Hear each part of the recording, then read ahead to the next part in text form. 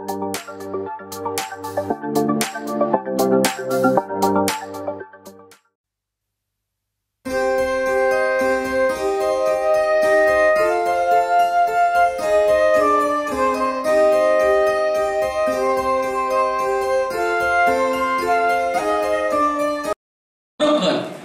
देव हा अतिशय विश्वासू देव आहे आणि या देवाला आम्हाला त्याच्या बरोबर घेऊन चालण्यासाठी फार आनंद वाटतो.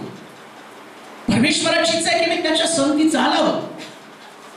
देवाला स्वर्गामध्ये राहण्यामध्ये मजा वाटत नाही. स्वर्गामध्ये तो आहे, पण बायबल सांगतं जिथं तुमचं धन तिथं तुमचं मन. आणि देवाच्या दृष्टिकोनातून त्याचं धन कोण आहे माहिती का? आम्ही त्याचं धन आहोत.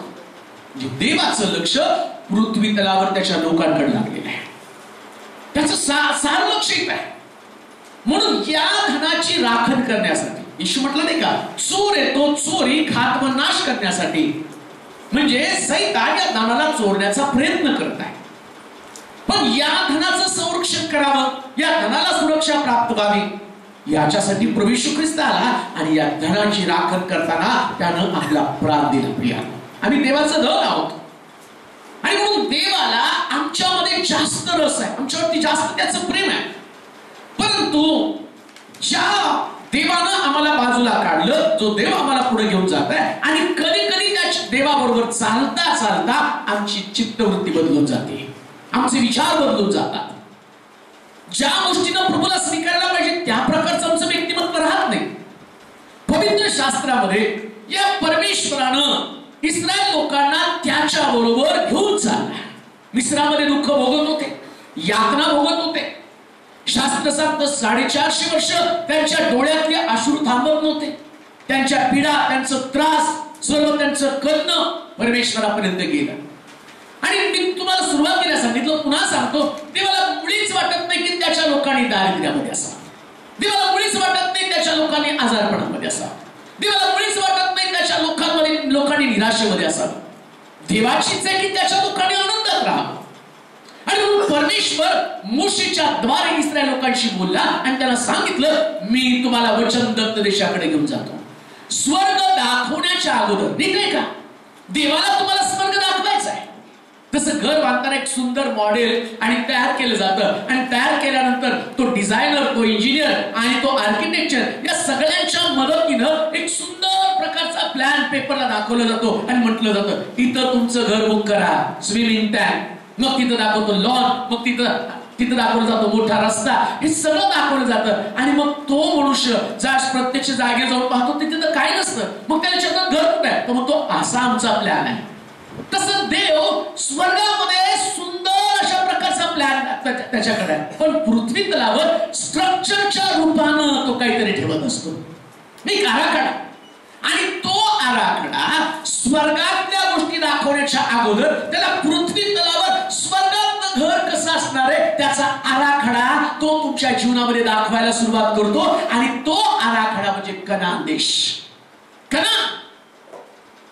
म्हणून देवानं त्याच्या लोकांना सांगितलं, माझ्या मागे तुम्ही या, माझ्या पाठीमागे तुम्ही चाला, आणि माझ्या मागे जात असताना नेतृत्व मी तुम्हाला देईल आणि त्या नेतृत्वाचं अनुसरण तुम्ही करा, नेतृत्वाच्या मागे चाला. आणि त्याच्या मागे चालत असताना देवाचा हेतू कोणता? माझ्या लोकांनी वचनदत्त देशामध्ये, दुधामदाच्या प्रदेशामध्ये राहावं. देवाचे प्रिय लोक, आज सकाळी तुमच्यासाठी आनंदाची वार्ता हीच आहे, देव जिथं आहे तुम्हाला काढून तुमच्यासाठी दुधामदाचा प्रदेश तयार करत आहे. दुधामदाचा प्रदेश. या 2016 मध्ये तुम्ही मिस्रात रडण्यामध्ये थांबणार नाही. देव तुम्हाला वचनदत्त देशाकडे घेऊन जाणार आहे. पण जाताना काय प्रॉब्लेम येतो? देवाला तर वाटतं संगती चालव, आणि चालतात पण लोक. काय घडतं वाचूया. गणनाचं पुस्तक त्याचा 21वा अध्याय त्याची 4 पासून 9 पर्यंतची वचनापर्यंत वाचूया. गणनाचं पुस्तक 21वा अध्याय 4 पासून 9 पर्यंतची वचन. एकच आमच्या जीवनामधला टप्पा, त्या टप्प्यामध्ये चालता चालता परमेश्वर ज्या ठिकाणात आम्हाला घेऊन चाललं आणि तिथं जाताना आम्ही काय घोडचूक करतो ते आपण पाहूया. गणनाचं पुस्तक 21वा अध्याय 4 पासून 9 पर्यंतची वचन. मग घोर डोंगरापासून कूच कूच करून अदोम देशाला वळसा घालून जाण्यासाठी त्यांनी तांबड्या समुद्राकडचा मार्ग धरला. त्यानं तांबड्या समुद्राकडचा मार्ग धरला. त्या वाटेमध्ये लोकांचे मन अधीर झालं. ते परमेश्वराविरुद्ध व मोशे विरुद्ध असे बोलू लागले की तुम्ही आम्हाला मिस्र देशातून काढून या रानामध्ये मरावयास कशाला आणलं? येथे तर अन्न पाणी नाही अन्न नाही व पाणीही नाही. अन्न नाही पाणी नाही. आणि या हलक्या अन्नाला आम्ही कंटाळलो आहे. तेव्हा परमेश्वरानं लोकांमध्ये आगे साप पाठवले. त्यांच्या दंशाने इस्रायलातील बरेच लोक मेले. हे पाहून लोक मोशेकडे येऊन म्हणाले परमेश्वराविरुद्ध व तुझ्या विरुद्ध बोलण्याचे पाप आम्ही केले आहे. तेव्हा हे साप आमच्यामधून काढून टाकण्यासाठी परमेश्वराची प्रार्थना कर. तेव्हा मोशेनं लोकांसाठी प्रार्थना केली. परमेश्वर मोशेला म्हणाला आग्या सापाची एक प्रतिमा करून झेंड्याच्या खांबावर टाक. म्हणजे सर्पदंश झालेल्या कोणा माणसानं त्याच्याकडे पाहिलं तर तो जगेल. बस देवा वाचलं विष्णू आशीर्वादित करो. दुधामधाच्या प्रदेशामध्ये देव आम्हाला घेऊन जातो. अभिवचन आहे. तुम्ही अभिवचन ऐकून परमेश्वराच्या घरामध्ये आलेला आहात. मला नाही वाटत कोणी असं आलं नाही का. कोणीतरी तुमच्या घरी प्रार्थनेला आलं. काही तुम्हाला सांगितलं देव तुम्हाला संकटात सोडवणार. परमेश्वर तुम्हाला त्यातनं बाहेर काढणार. नोकरीने परमेश्वर तुम्हाला देणार. लेकरूने परमेश्वर तुम्हाला देणार. आरोग्य नाही परमेश्वर तुम्हाला देणार. अभिवचन देऊन तुम्हाला त्यातनं बाहेर काढतो. आणि परमेश्वर तुम्हाला बोलत नसताना देव तुमच्याशी बोलता त्याचा चमत्कार तुमच्या जीवनामध्ये करायला सुरुवात करतो. मोठ्या गोष्टी करायला.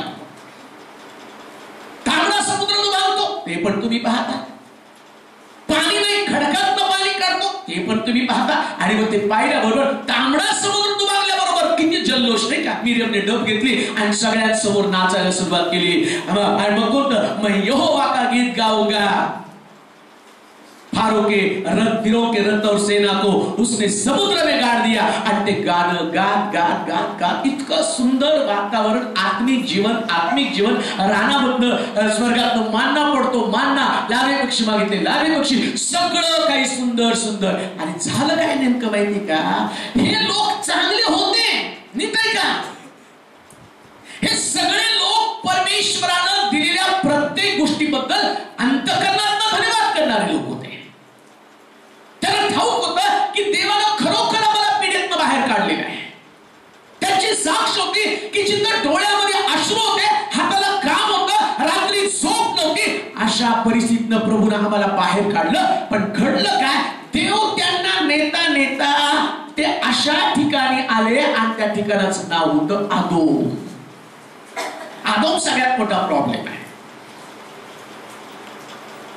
आम्ही देखील परमेश्वर आम्हाला अभिवचनातनं घेऊन चाललेला असतो. साक्ष आमच्या जीवनामध्ये घडलेली असतात. कधीतरी तुम्ही सगळ्यांनी इथे येऊन एकदा तरी साक्ष दिलेली आहे. इथं नसेल दिली तर कुणाकडे तरी एक साक्ष सांगितलेली. परमेश्वर आमच्यासाठी एवढं करतो. भरपूर देवानं माझ्यासाठी केलेलं आहे. चांगल्या गोष्टी केलेल्या आहेत. साक्षी तुमच्याकडे आहेत. साक्षी देत काय होतं की परमेश्वर अजून तुम्हाला वचनदाता देशाकडे म्हणजे दुधामधाच्या प्रदेशाकडे कान देऊ नाही का. एक चमत्कार जो तुमच्यासाठी दगडातलं पाणी काढलेलं आहे. पण दगडातलं पाणी म्हणजे तुमच्या चमत्काराचा अंत नाही. तो तुमच्या चमत्कारातली एक सुरुवात आहे. एक सुरुवात तुमच्या जीवनामध्ये परमेश्वरानं अशाच एका चमत्काराला सुरुवात केलेली होती. आणि कदाचित त्या चमत्काराच्या पलीकडे तुम्ही जायला लागला असेल. पण तुम्ही आला असाल आदोमामध्ये. आदोम फार महत्वाची गोष्ट आहे. ते आदोमामध्ये आले आणि आदोमात आल्याबरोबर बायबल सांगतं त्याने कुरकुर करायला सुरुवात केली. याच्या अगोदर त्यांचं नाव होतं इस्रायल. आता त्यांचं नाव काय होतं माहिती का? कुरकुरे. कुरकुरे पॅकेट. काय नाव आता? आधी बिलीवर्स, आता बोला हो कुरकुरे. तेरे मेडे. हालेलुया. त्याला काढलं, पण काढल्यावर सगळं काही घडलं आणि वाटेमध्ये ते टेढे मेढे झाले. का झाले टेढे मेढे? कारण ते आले आदोमामध्ये. आदोम काय? आदोमामध्ये काय? आमचं आत्मिक जीवन आणि आदोमाचा संबंध आहे. जो व्यक्ती आदोमामध्ये येतो ना, तो आपोआप कुरकुर करू लागतो. प्रिया, आदोम म्हणजे कुरकुर आहे. आणि आज सकाळी तुमचं आत्मिक जीवन तुम्हाला दाखवून देणार आहे की तुम्ही आदोमामध्ये आहात का कनानाच्या दिशेनं चाललेल्या मोशेसारखा आहात, का आदोमामध्ये घुटमळत राहून कुरकुर करणं हा तुमचा स्वभाव बनलेला आहे. सगळं चांगलं आहे. काय घडलं माहिती का? देवानं या लोकांना जे दिलं ते सगळं चांगलं दिलं. रानामध्ये काटक्या गोळा करून खात होते. आता काटक्या गेल्या. ते म्हणलं काळजी करू नका, उद्यापासून चुलीसाठी लाकडं जमा करायची नाही, उद्यापासून पाणी उपसायला जायचं नाही, उद्यापासून का तुम्हाला त्या आणि कळप पाटीलची वाट बघायची नाही, तुमच्या हापशाला पाणी नसणार आहे. फक्त मोशे जाईल, काठी उगारेल आणि स्वच्छ नदीतलं पांढरं आणि त्या झऱ्यातलं स्वच्छ पाणी, फिल्टर केलेलं पाणी परमेश्वर तुम्हाला उपलब्ध करून देईल. परमेश्वर फक्त म्हटलं उठायचं, सकाळी फक्त प्रार्थना करायची. सोपं हो.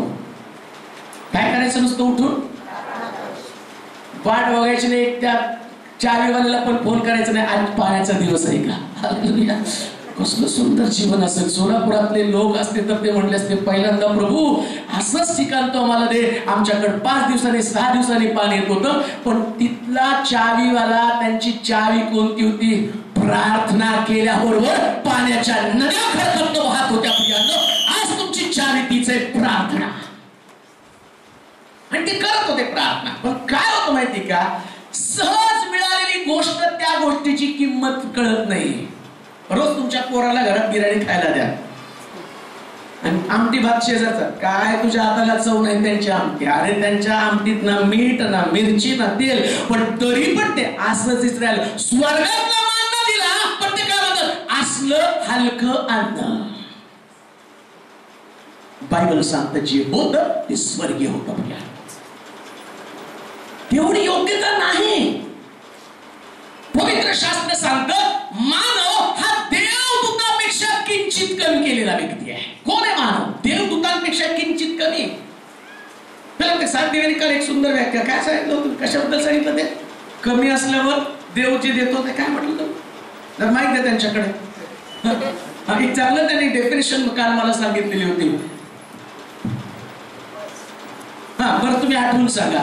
कधी कधी जे आम्हाला मिळतं, जे गौरव आम्हाला मिळतं, ते गौरव कोणत्याही परिस्थितीमध्ये आम्ही त्या योग्यतेचे नसतो. यश यश काहीतरी म्हटलं, यश का विजय असं काहीतरी म्हटलं त्यांनी, की जे गौरव किंवा जे विजय आम्हाला मिळतो आणि त्या विजयाला आम्ही योग्य नसतो, पण तरी देव आमच्यावरती कृपा करतो.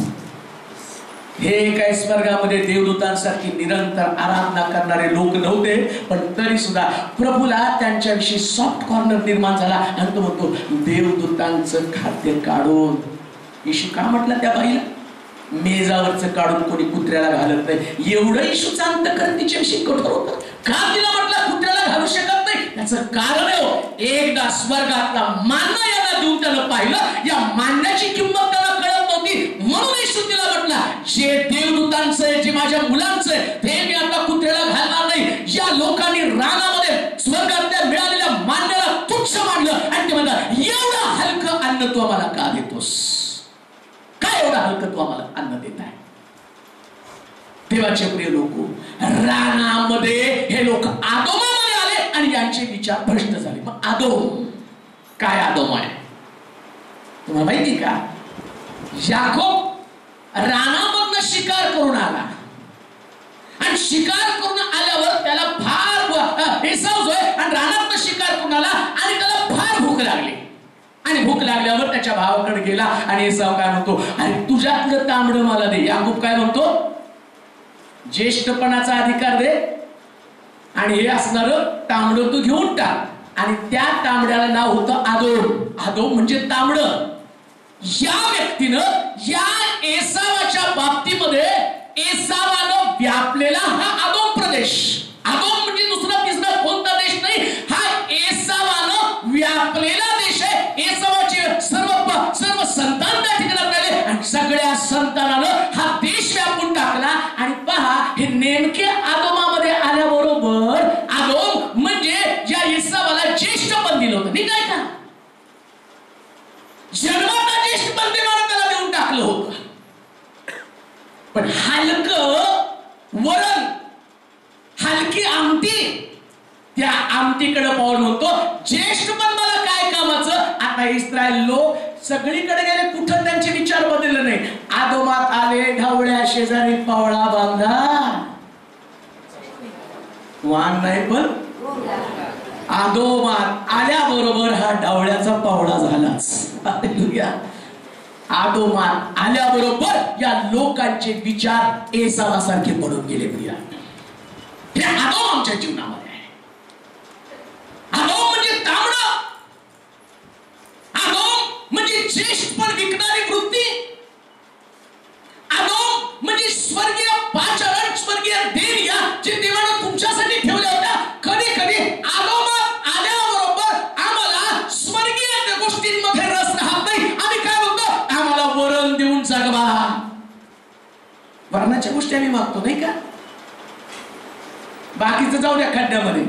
काय देवाने एक चांगली नोकरी दिली, पुष्कळ झाले, एक चांगली मुलगी लग्नाला दिली, एक चांगला नवरा, कुणी पाहिलं स्वर्ग राज्य. येशू ख्रिस्त आमचं अगदी, येशू ख्रिस्त वर येतोय ना, तो नाही हो बाळक साहेब, तो नक्की आधी. काही लोकांनी वर्णासाठी येशूला सोडला. एक आशीर्वाद, एक चमत्कार, एक गोष्ट जी तुमच्यासाठी तुम्हाला आणि एखाद्या भुकेसारखी, जसं त्या येसावाला भूक लागली आणि भुकेसाठी त्याला ते देऊन टाकलेलं आहे. एका गोष्टीसाठी तुम्ही तुमचा पाचारंतर गमावलं नाही, एका गोष्टीसाठी तुम्ही देवाच्या विरोधात बंडखोर केलं नाही. एक अशी कोणती गोष्ट आहे ज्याच्याद्वारे जी परमेश्वर तुम्हाला देणार होता, परंतु तुम्ही देण्याच्या अगोदर देवाच्या विरोधात कुरकुर केलेली आहे. बायबल सांगतं ते आदोमात आले आणि त्यानं कुरकुर करायला सुरुवात केली. आदोम आमच्या जीवनामध्ये सगळ्यात मोठं अडखळ आहे. आणि जेव्हा तुम्ही आदोमात येताना त्यास तुम्हाला स्वर्गीय गोष्टींमध्ये रुची लागत नाही. काय प्रार्थना करायची, काय चर्चला जायचं, काय देवानं दिलेले पा, याच्या अगोदर तुम्ही येता. पण कधी कधी देव एक प्रार्थना ऐकत नाही आणि त्यासाठी काय जायचंय, एवढं प्रार्थना करून तरी काय देवानं दिवा लावलाय. काय लवकर जायचं, थोडंसं उशिरा गेलं, काय लवकर जाऊन तरी तेच आहे. नाही हो, आदोमात आल्यावर कुरकुर होती. पण आदोम आणि सदोम या दोन्ही गोष्टीतनं बाहेर पडून आम्हाला कनान गाठायचा आहे. कनान, शास्त्र सांगतं की हे आदोमामध्ये आले आणि आदोम म्हणजे तांबडा, या तांबड्यामध्ये अडकून पडले की ज्येष्ठपण गेलेलं आहे. आणि मग एसाव रडतो आणि तो म्हणतो की देवा, तू माझ्यातनं ज्येष्ठपण का काढलं, माझं ज्येष्ठपण तू का काढून टाकलं. अरे तुला ज्येष्ठपणाची किंमत कधीच कळली नाही. लक्षात ठेवा, परमेश्वरानं ज्या दिवशी तुम्हाला दान दिलं, ज्या दिवशी तुम्हाला सुटका दिली, त्या दिवसापासून जीवनाच्या पुस्तकाच्या हजेरीमध्ये तुमचं नाव लागलं. परंतु अशी एक गोष्ट आणि जी आदोमासारखी, जी वर्णासाठी तुमच्यासाठी घातक आहे, आणि त्या गोष्टीमुळे ज्येष्ठपण विकू नका. पहिले ते शेवटले, शेवटले ते पहिले होऊ नका. भावासारखं म्हणा, मी शर्यती धावत होतो, आजही धावत आहे, शेवटपर्यंत धावणार. मी माझी धाव संपवणार, विश्वास लागणार, प्रतिफळ बक्षीस मलाच मिळणार आहे. मी धावायचं, मला त्या पावलासारखं धावायचं. योसेफासारखी अर्ध्यावर धाव मी सोडून देणार नाही. आज नका सोडू योसेफासारखी अर्ध्यावर धाव. आदोम आल्याबरोबर तुमच्या जीवनामध्ये कुरकुरी यायला सुरुवात करते. जर तुम्ही आदोमात आहात आणि तर तुम्ही कुरकुर करत आहात. आदोम म्हणजे पाप आहे, लाल, निघाला पापात बाहेर. आणि परत कधी कधी पाप करायचं म्हटलं की मग धार्मिक गोष्टीला आम्ही नावं ठेवायला सुरुवात करतो. स्वर्गाच्या राजाला नावं ठेवायला सुरुवात करतो. ज्या दिवशी तुमच्यातलं पाप तुमच्यावरती राज्य करू लागतं ना, त्या दिवशी तुम्हाला वरच्या गोष्टींमध्ये रस राहत नाही. वाचता कधी लक्षात काय म्हणतात, असल्या हलक्या अंगाला. त्या लोकांचे मन अधीर झाले. ते परमेश्वराविरुद्ध व मोशे विरुद्ध असे बोलू लागले की, कसे बोलू लागले की, तुम्ही आम्हाला मिस्र देशातून काढून या रानात मरावायला कशाला आणले. काय प्रश्न केला. आणि तांबड्या समुद्र दुभागल्यावर बाहेर पडले तर काय गाणं होतं. मिरियम काय म्हणते ढग बसून, माझा देव महान है, मैं यहोवा का गीत गाऊंगा क्योंकि वो महापराक्रमी है, उसने फिरौन की रथ और सेना को समुद्र में गाड़ दिया है. आणि तांबडा समुद्र दुभागल्याबरोबर सगळे तुमच्यापेक्षा भारी त्यांची वर्षिप, तुमच्याकडे तर वाद्य, त्यांच्याकडे काही वाद्य नाही, पण मिरियम नाचती आणि तो आरोग्य त्या ठिकाणामध्ये स्तुती करत आहे आणि मोशेला म्हणत आहे, तू आमचा नेता, किती छान किती छान. आणि मग ते आले, पाणी नाही. मोशेला खडकावरती काठ्या पडली, 30 लाख लोक पाणी पेले आणि ते म्हणले, काय देव महान आहे, खडकातनं पाणी काढलं, जिवंत पाण्याचा झरा. देवाने मोशे आम्हाला रानामध्ये आणलं नाही, देवानं स्वर्गातनं आणि मान्ना पाठवला. मोशे किती सुंदर मान्ना, एवढा सुंदर मान्ना होता. बायबल सांगतं काही लोकांनी 2-2 दिवसाचा साठवला होता. खरंच जर त्याला चव नसती तर 2 दिवसाचा साठवला असता का. एक वेळ खायला नको वाटतं, पण ज्या आरती 2-2 दिवसाचं साठवत होती आरती ते चांगलं होतं. पण चांगलं आदोमात आल्याबरोबर सगळ्या चांगल्याच गोष्टी विसरून जातात. मग तुमच्या तोंडाला चव लागायला सुरुवात होत नाही. मग विचारा ना, का प्रार्थनेला येत नाही हो, येऊन गेलो तुमच्या चर्चला. त्यांनी सांगितले मी 7 रविवार, मी 14 आले पण नाही घडलो, काहीच घडलं नाही, दरेकारी होते. आता का नाही, चमत्कार देवानं तुमच्याकडे केला म्हणून तुम्ही मंदिरात आला. पण आता तुम्हाला आदोमातल्या वर्णाने तुमची चव बदलून गेलेली आहे. आदोमातलं वरण, आदोमातल्या गोष्टीनं तुमच्या अंतःकरणामध्ये देवाविषयीची कठोरता उत्पन्न केलेली आहे आणि देवाला दोष द्यायला सुरुवात केली जाते. म्हणून आदोमाच्या भोवती आल्यावर स्वतःला सांभाळा.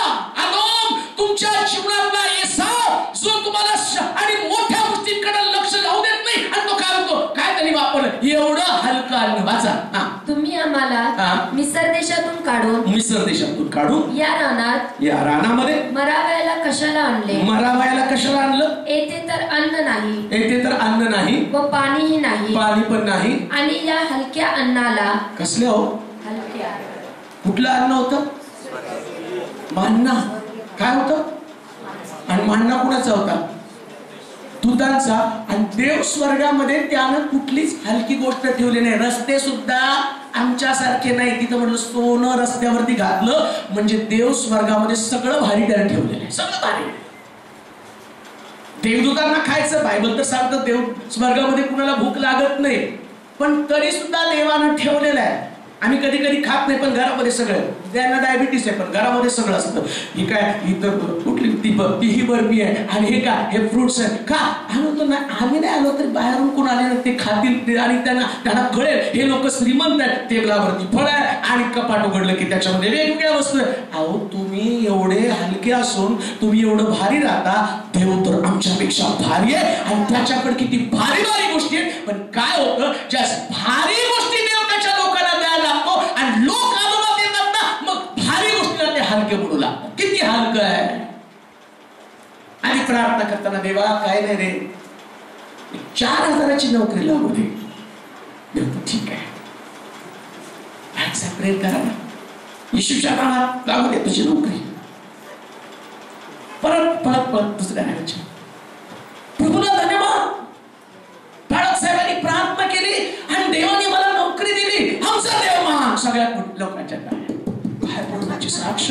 4,000ची नोकरी आणि 4,000ची नोकरी पानाच्या टपरीवर गेल्यावर काय म्हणते, काय हलकी नोकरी. आदम आमच्या जीवनामध्ये देवानं दिलेल्या आशीर्वादाचा कचरा करतो. किती भयानक आहे. ज्या आदोमामध्ये तुम्ही जाता, परमेश्वरानं तुम्हाला दिलेली जी गोष्ट आहे, जसं तुम्ही वाचा तुम्हाला कळेल. आदोमामुळं आमच्या जीवनात आमचं किती मोठं नुकसान होतं. त्याने देवानं दिलेल्या प्रत्येक गोष्टीला तुच्छ मानायला सुरुवात केली.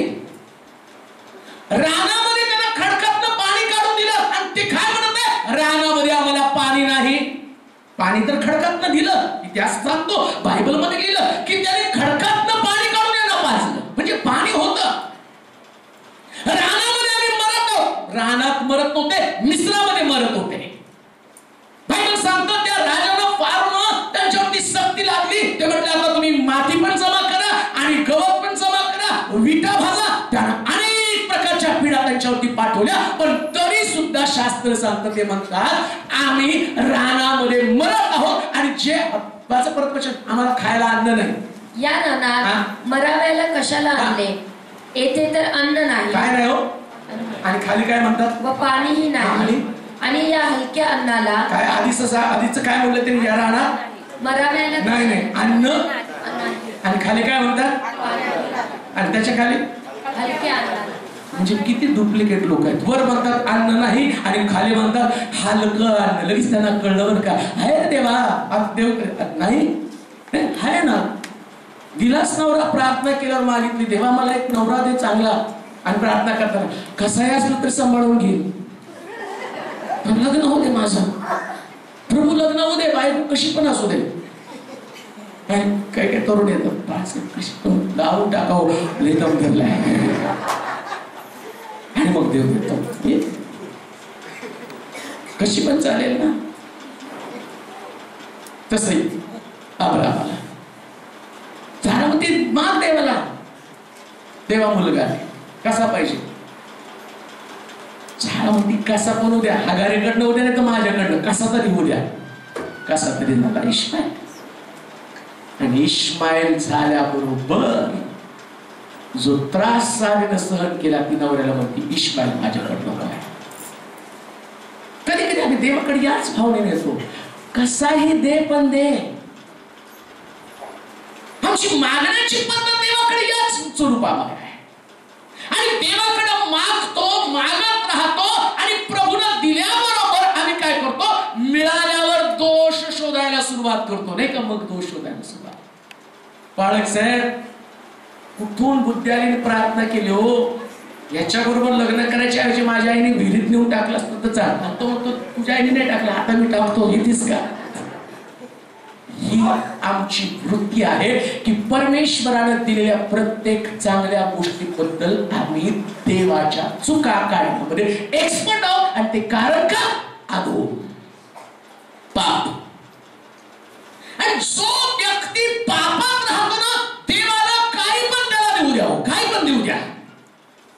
ज्याला दोष काढायचा तो देवाने त्याला काही पण दिलं की त्याचा दोष काढणार, काही पण देऊ द्या.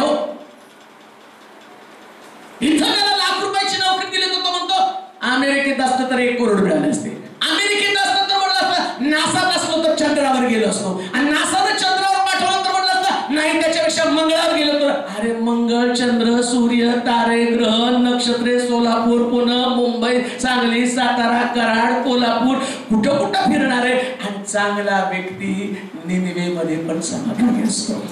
प्रभू पाठवलंस का. आधी तर म्हणलं मला कुठं पाठव, निनिवे नको, मला त्या तार्शिशला पाठव. पण देवानं एकदा त्याला निनिवे मध्ये नेऊन टाकलं. त्याला कळालं या निनिवे मध्येच प्रभूनं मला ठेवलं आणि हेच माझं ठिकाण आहे. कधी कधी हा सदोम आमच्या जीवनामध्ये आल्यावर आम्ही देवानं दिलेल्या गोष्टीमध्ये दोष शोधायला सुरुवात करतो.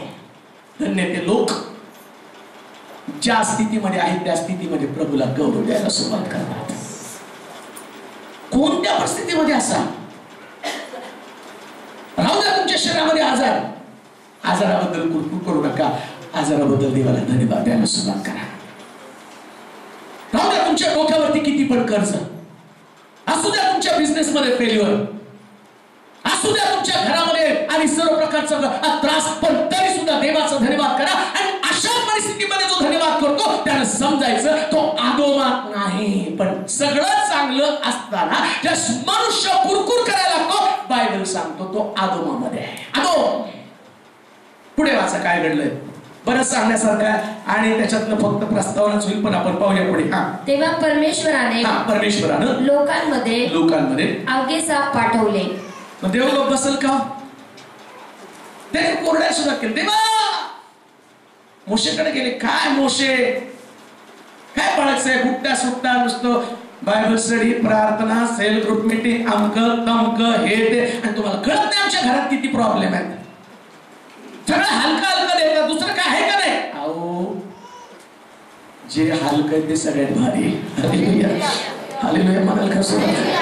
जे तुम्ही हलकं समजता ना तेच सगळ्यात भारी आहे, आणि बाकीच्या लोकांना नाही हो. प्रेज लॉर्ड म्हणाल का?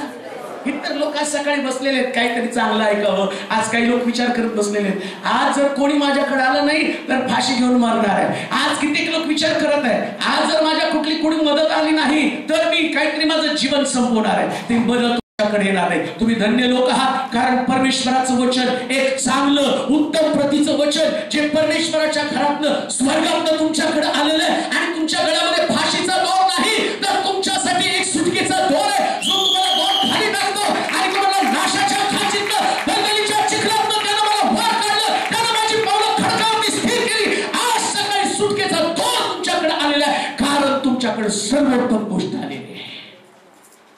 सर्वोत्तम गोष्ट आहे. जर आजचं वचन तुमच्याकडे आलं नसतं तर कदाचित तुम्ही निराशेमध्ये अडकून पडला असता. जे लोकांकडे नाहीये, जे लोकांपर्यंत पोहोचण्यासाठी काल चर्चा करता करता म्हटलं, जो स्वार्थ लोकांपर्यंत घेऊन जात नाही ना तो रोगापासून औषध लपवण्याचं काम करतो. स्वार्थ चांगल्या गोष्टीची वार्ता जर लोकांकडे दिली नाही ना तर तो असा डॉक्टर आहे जो रोगापासून औषध लपवतो. म्हणजे तो रोगी खाल्ला तर वाचेल, नाही खाल्ला तर मरून जाईल. हे वचन तुमच्याकडे असं काय दिला. ते वचन ऐकण्यासाठी प्रभूने तुम्हाला पात्र बनवलं, लायक बनवलं. तुम्ही लायकीची होता असं नाही, देवाने लायक बनवलं, त्यानं कृपा पुरवली आणि म्हटलं जा आज तुझे मंदिरात जाण्यासाठी मार्ग मोकळे करतो. कित्येक लोकांनी ठरवलं असं जायचं, सकाळीच काहीतरी प्रॉब्लेम आला असेल, सकाळी सैतानानं गाठलं असेल, पण धन्य लोक आहात की तुम्ही सगळ्यात बाहेर पडला आणि परमेश्वराच्या घरामध्ये तुम्ही आराधना करता. परमेश्वराचं वचन ऐकून स्वतःला तुम्ही प्रफुल्लित करत आहात, आणि म्हणून बायबल सांगतं ते तिथं गेले आणि कुरकुर करू लागले. काम देऊ नये का? परमेश्वर प्रत्येक कुरकुरीबद्दल दंड देणारा देव आहे असं समजू नका. नाही, देव खूप प्रेम करतो. देवानं जगावर, आम्ही एकच वचन पाठ करतो सगळ्यांचं पाठ. सांगा बरं, देवानं जगावर एवढी मोठी प्रीती केली, अध्याय सांगा बरं.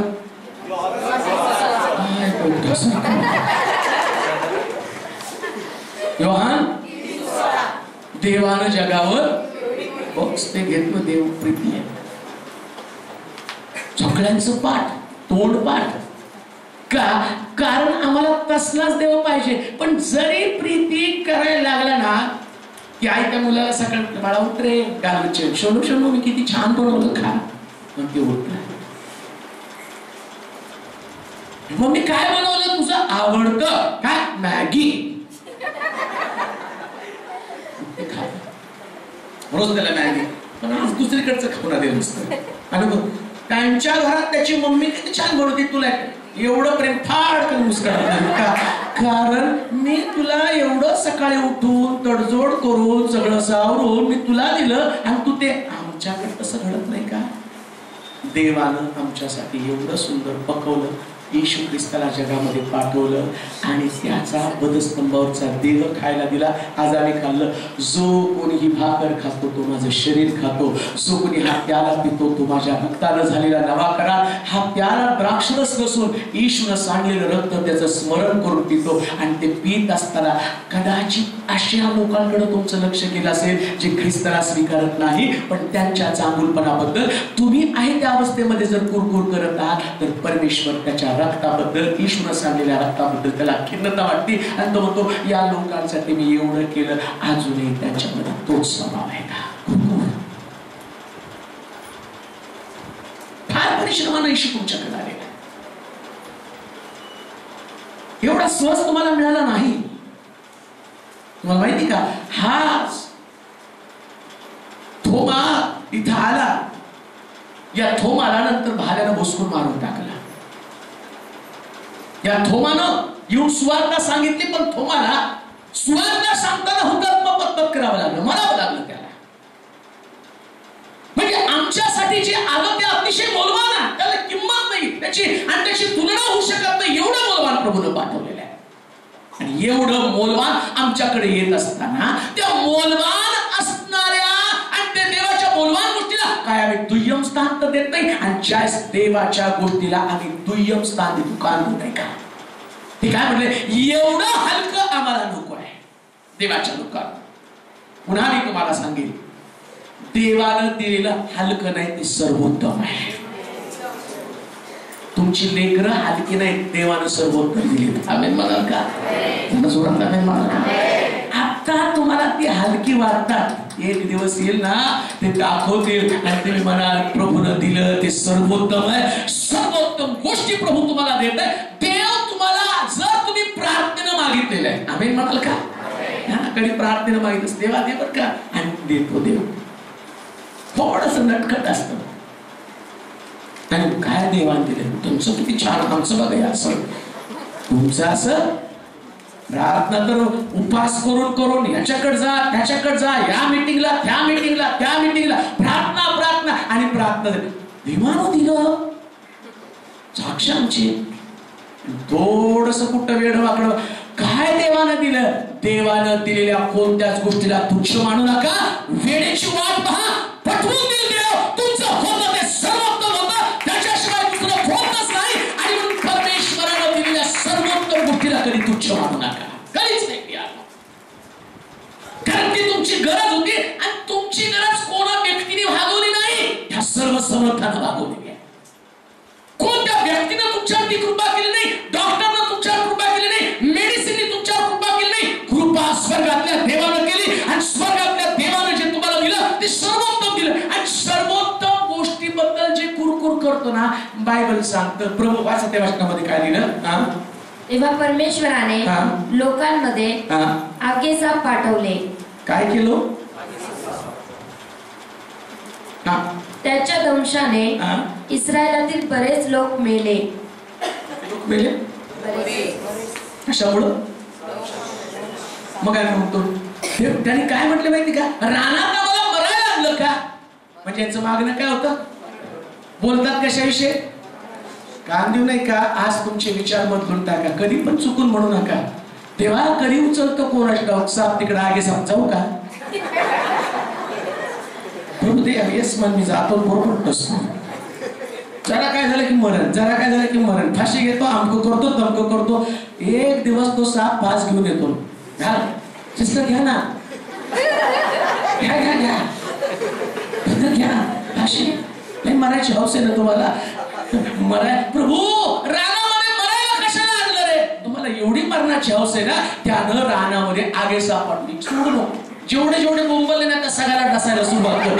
जे एकाला पण सोडू नको, एक पण वाचता कामा नये, सगळ्याला डसू दे. कशासाठी? आधीला मुलगा त्रास देतो मारून टाक, नवरा त्रास देतो मारून टाक, सासू त्रास देते मारून टाक, कामावर त्रास देतात मारून टाक, लेकरं त्रास देतात मारून टाक, मारून टाक. एक दिवशी तुम्ही मरणार आहे 100% का? कारण आमच्या देवाला मरण आवडत नाही, त्याला जीवन आवडतं. पण तुमच्या इच्छेला तुम्ही मागता मरणाच्या गोष्टी तुमच्याकडे काढून टाका, कारण जीवन तुमच्याकडे आलेलं आहे. जीवन देणारा देव तुम्हाला सांगत आहे, तुमची परिस्थिती बदलण्याची ताकद तुमच्या शब्दामध्ये, आणि तो शब्द एकच आहे, माझा देव यातनं मला सोडवायला समर्थ आहे. माझा देव मला मृत्यू देणार नाही, जीवन देणारा देव आहे, आणि तो जीवन दिल्याशिवाय राहणार नाही. आज तुमच्याकडे त्या अधोमाला काढून टाका, काढून टाका तो अधोम जो तुम्हाला निराश करत आहे. काढून टाका तो अधोम जो तुमच्या मनाचं खच्चीकरण करत आहे. काढून टाका तो अधोम, त्यातनं बाहेर पडा की ज्याच्यानं तुम्हाला जगण्याविषयीची आसक्ती निघून गेलेली आहे. तुम्हाला वाटतं का प्रभूचं लक्ष तुमच्याकडे नाही? तुम्हाला वाटतं का देव तुमच्या डोळ्यातले अश्रू पुसत नाही? सगळ्यात जास्त अश्रू तुमपुतल्यामध्ये साठवणारा फक्त देव आहे. तुमच्या डोळ्यातले अश्रू तुमची लेकरं पाहून हसतील. तुमच्या डोळ्यातले अश्रू पाहून तुमचे नातेवाईक तुम्हाला हसतील. तुमच्या डोळ्यातले अश्रू पाहून तुमचे शेजारी तुमची थट्टा करेल, पण ज्याची मी सेवा करतो देव म्हणतो मी तुझ्या अश्रू जाऊ देणार नाही, मी बुदल्यामध्ये साठवून ठेवेल. मग कशाला आगमामध्ये राहता?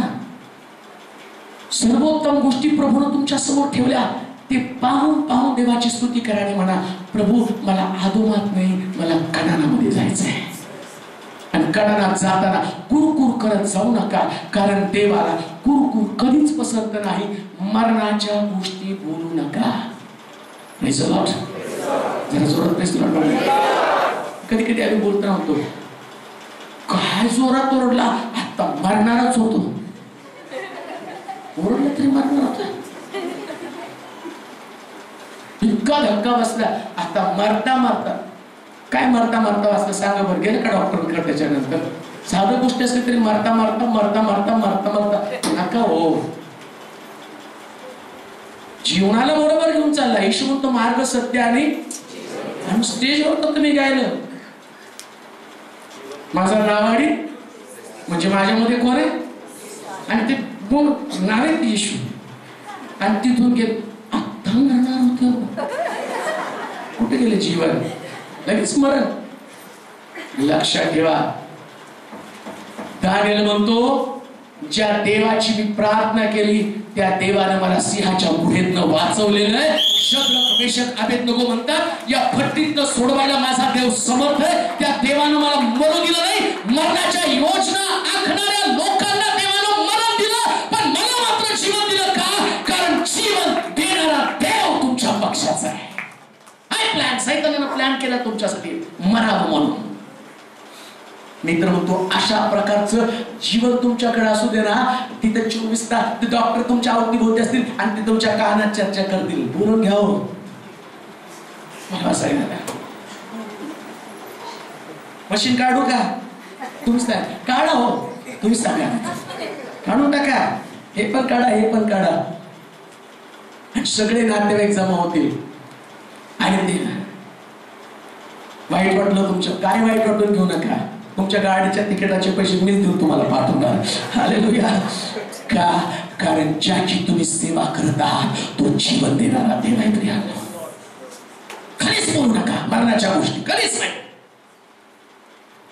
मरणाच्या गोष्टी बोलणारे लोक परमेश्वर जाणून बुजून त्यांच्याकडे मरण पाठवतो. इथं लिहिलं की परमेश्वराने, वाचा ते वचन, परमेश्वराने लोकांमध्ये आगेसाप पाठवले, त्यांच्या दंशाने इस्रायलातील बरेच लोक मेले. हे पाहून लोक मोशेकडे येऊन म्हणाले परमेश्वराविरुद्ध व तुझ्या विरुद्ध बोलण्याचे पाप आम्ही केले आहे.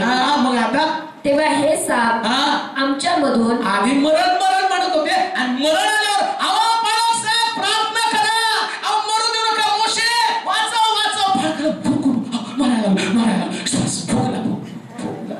मागून तर घेतलं सारखं म्हणत होता मारायचं, उठलं की मारायचं, झोपताना मारायचं, आणि जरा काय जेवण झालं पोरांनी ताट सरकवलं मारायचं, तेव्हा मरून टाक. आणि मेरायला लागल्याबरोबर मोशी एवढे सिरियस काय तर खाणं कोणीच बोलतात. वाचा पण गेली सर.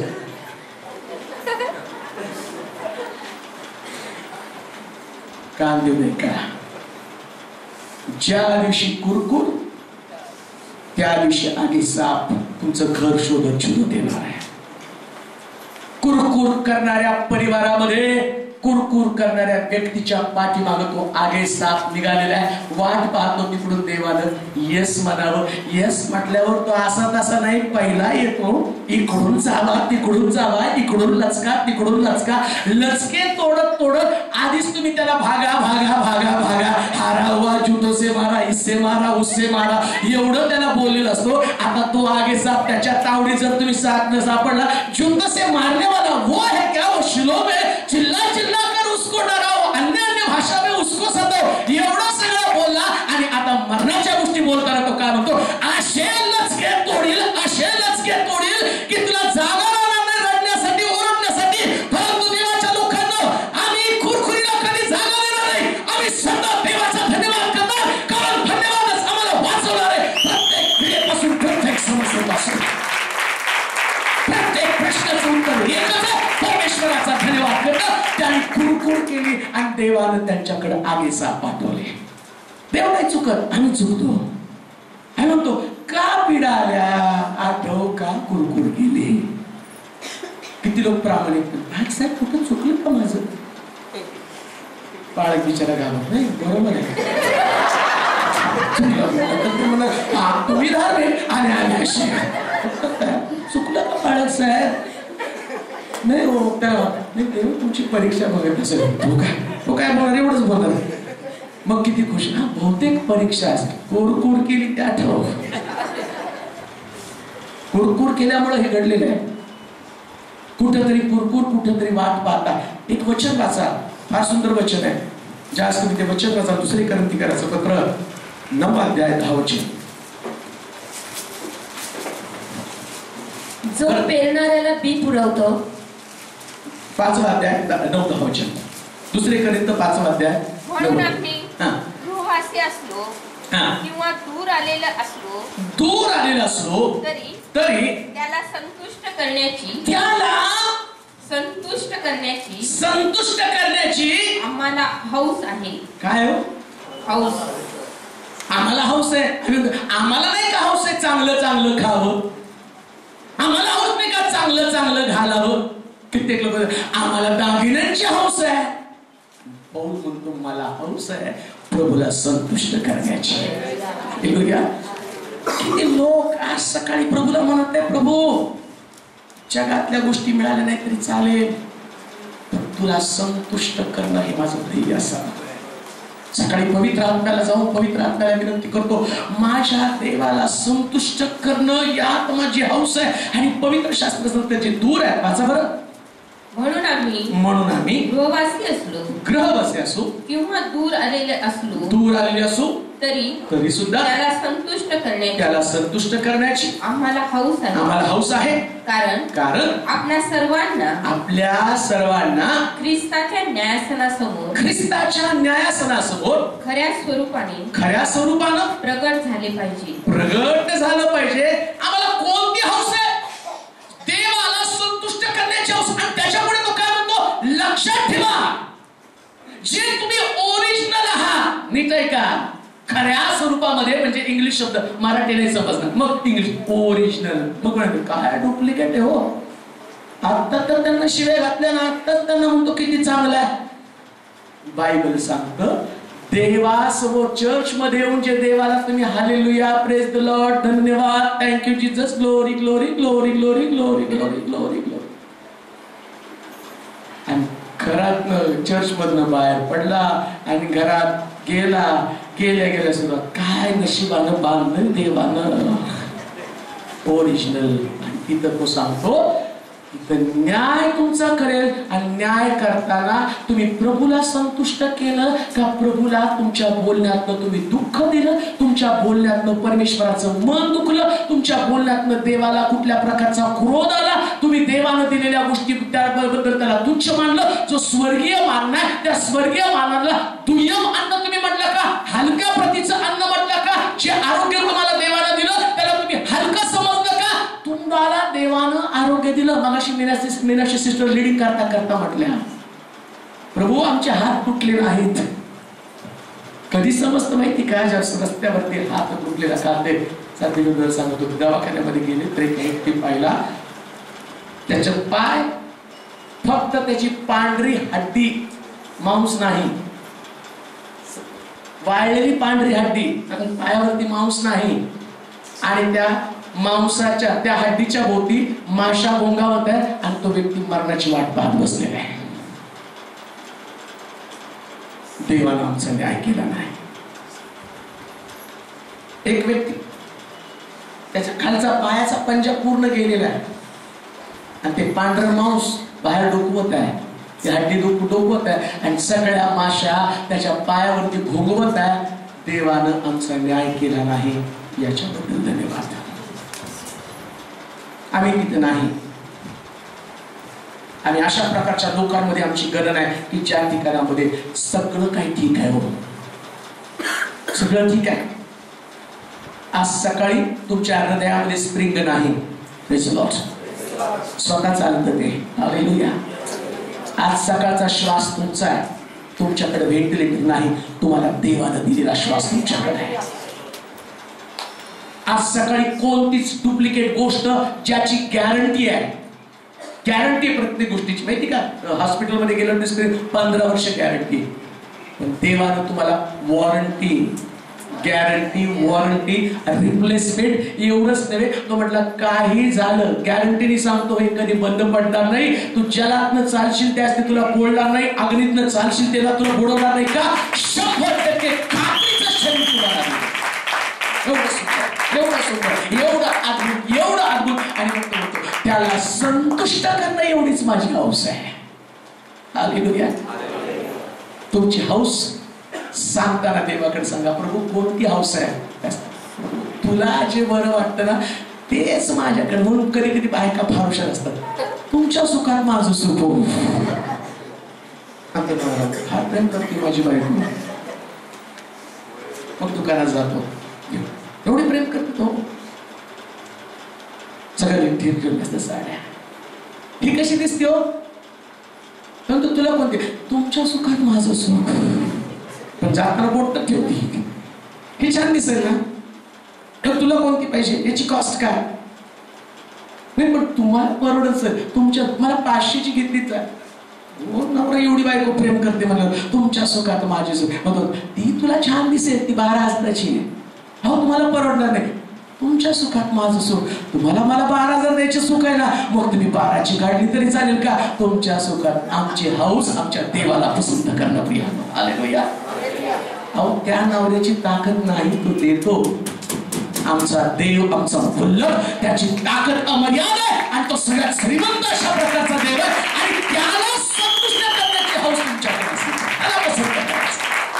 सगळं प्रभूला काय काय पाहिजे म्हटलं, उठून प्रार्थना कर, गुडघे टेकले, सगळे कामं बाजूला, मला हौस काय? आणि आमची हौस एकच आहे, उठून प्रार्थना करणं, देवाशी बोलणं. आणि देवाशी बोलता बोलता तो म्हणतो, आता तुझं सुख माझं सुख, तुला आनंदी पाहणं हे माझं ध्येय. तुझ्या डोळ्यात मी अश्रू येऊ देणार नाही. तू माझ्यावर प्रेम करते, मी तुझ्यावरती प्रेम करतो. आता मी तुला टाकणार नाही, सोडणार नाही. शुगाच्या समाप्तीपर्यंत मी तुझ्या बरोबर असेल. रानामध्ये आगी साप पाठवून त्यांच्या कुरकुरीचा बदला घेतला, पण देवाला बदला घेण्यामध्ये मजा वाटत नाही, कधीच नाही मिळाला. मागच्या सगळं पाहिलं नाही आहे. हरवामध्ये नोहा गेला, बाहेर पडला, उपासना केली, मनात देवाच्या होत. फक्त त्याला वाटलं की एक गोष्ट यांनी केली ना, मी माझ्या मनातल्या गोष्टी त्याला बोलणार आहे. आणि मनातलं माझ्या मनात हेच होतं. आणि तेवढ्यामध्ये नोहा तहावातनं बाहेर आला, त्यानं एक कोकरू अर्पण केलं, अर्पण करून त्या वेदीवर ठेवलं, त्याचा सुवास परमेश्वरापर्यंत गेला. आणि सुवास घेतल्या बरोबर देवाच्या मुखातनं कोणता शब्द, इथपर्यंत मानवाचा नाश मी परत कधी पाण्यानं करणार नाही. कारण देवाच्या मनामध्ये मानवासाठी करुणा होती, पण करुणेचं रूपांतर कधी क्रोधामध्ये होऊ देऊ नका. देव करुणा करतो, पण त्यानं दिलेल्या सर्वोत्तम गोष्टीबद्दल जर कुरकुर केली तर देव क्रोध आवडत नाही. म्हणून बायबल सांगतं की त्यानं आगे साप तिथं पाठवले, आणि आगे साप पाठवल्याबरोबर एकच वचन वाचा, मग आपण अंत करू. पुन्हा त्या गणनाच्या पुस्तकामध्ये 4थ्या अध्यायाच्या 7 पासून पुढच्या वचनामध्ये, हे पाहून मोशेकडून म्हणाले, परमेश्वराविरुद्ध तुझ्या विरुद्ध बोलण्याचे पाप आम्ही केले आहे. तेव्हा हे साप आमच्यामधून काढून टाकण्यासाठी परमेश्वराची प्रार्थना कर. तेव्हा मोशेनं लोकांसाठी प्रार्थना केली. परमेश्वर मोशेला म्हणाला, आग्या सापाची एक प्रतिमा करून झेंड्याच्या खांबावर टांग म्हणजे सर्पदंश झालेल्या कोणा माणसानं त्याच्याकडे पाहिलं तर तो जगेल. कदाचित आतापर्यंत कुरकुर केली असेल. आणि ते आगेसाप, कोणते आगेसाप? दारिद्र्य नावाचा आगेसाप. कोणते आगेसाप? तुमचा बिझनेस फेल चालला हा आगेसाप. कोणता आगेसाप? व्यसन नावाचा आगेसाप. कोणता आगेसाप? तुमच्या घरामध्ये वादविवाद आहे तो आगेसाप. कोणता आगेसाप? वांजपणाचा आगेसाप. कोणता आगेसाप? असे जे आगेसाप तुमच्यामध्ये आहे. आणि तो काय म्हटला, काळजी करू नको, आता हे आगेसाप आहेत. पण या सापावरती कुरघोडी करणारा एक साप आहे. तसं मोशेच्या म्हटलं, फारो समोर या सर्व लोकांनी त्यांच्या काठीचे साप केले, पण तिथं मोशेने टाकलेली काठी आणि त्या काठीच्या सापानं या सगळ्या सापांना खाऊन टाकले. हे सगळे साप आहेत. आरोग्य, रोग आहे, दारिद्र्य, उपासमार आहे, नोकरी लागत नाही, वाचपण आहे, पुष्कळ प्रकारच्या गोष्टी, हे सगळे साप आहेत. मग देवानं त्या मोशेच्या हातामध्ये परत काठी दिली आणि या काठीच्या टोकावरती एक पितळी साप लटकव. शास्त्रामध्ये लिहिलं तसं मोशेनं अरण्यामध्ये सर्प उंच केला, तसं ख्रिस्ताला आमच्या जीवनामध्ये उंच करावं. येशूला उंच केलं आणि मग वाचायचंय का? आज सकाळी मग तो म्हणतो फक्त पितळी सर्पाकडे बघायला सुरुवात कर. देवाचे प्रिय लोको, आज सकाळी नुसतं येशूकडे लक्ष लावा, सगळे आगे साप पडून जाणार आहे. एक पण आगे साप राहणार नाही.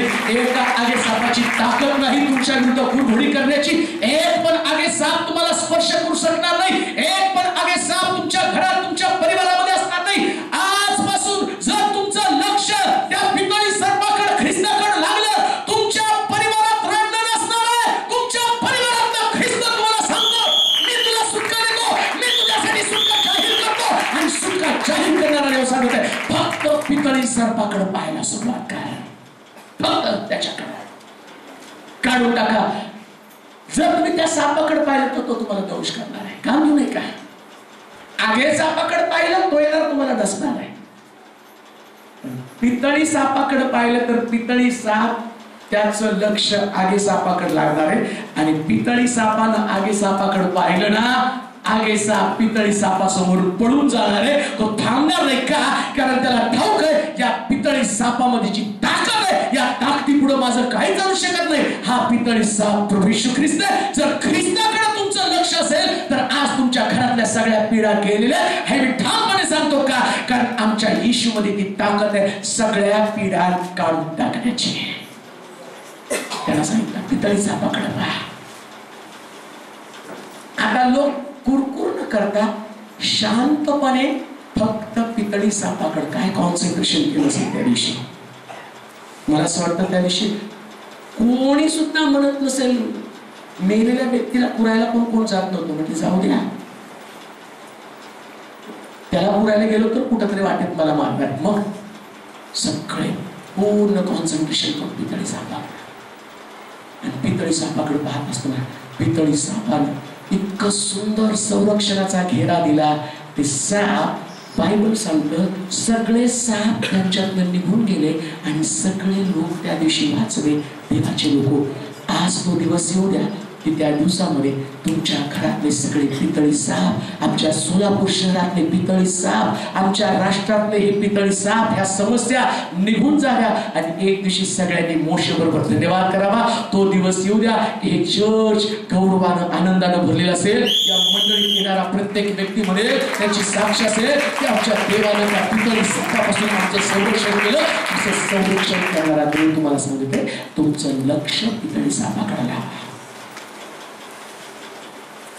आज आम्ही तयार आहोत का? कालपर्यंत कुरकुर केली असेल, नीट आहे का? तोपर्यंत या हॉलमधनं बाहेर पडू नका. कुरकुर केली असेल, आज क्षमा मागा. हा समय आहे. क्षमा मागितली नाही, पितळी साप क्षमा करायला तयार आहे, पण आगे साप बदला घेण्यासाठी बाहेर थांबलेला आहे. तो तुमची गय करणार नाही. प्रश्न तुमची गय करण्यासाठी नाही, प्रश्न तुम्हाला संपवण्यासाठी आहे. पण पितळी सर्प तुमच्या प्रश्न संपवण्यासाठी तो म्हटला एकदम शेंड्याच्या टोकावरती लाव. का? प्रत्येक व्यक्तीला तो दिसावा. आज या मंदिरातल्या प्रत्येक व्यक्तीला तो पितळी सर्प प्रवेश मी दाखवतो, सांगतो याच्याकडे पहा, तुम्ही 100% वाचणार आहे. आपल्या जागेवरती बनवूया, आपले डोळे बंद करू, माना झोपूया, मग नतमस्तक होऊया.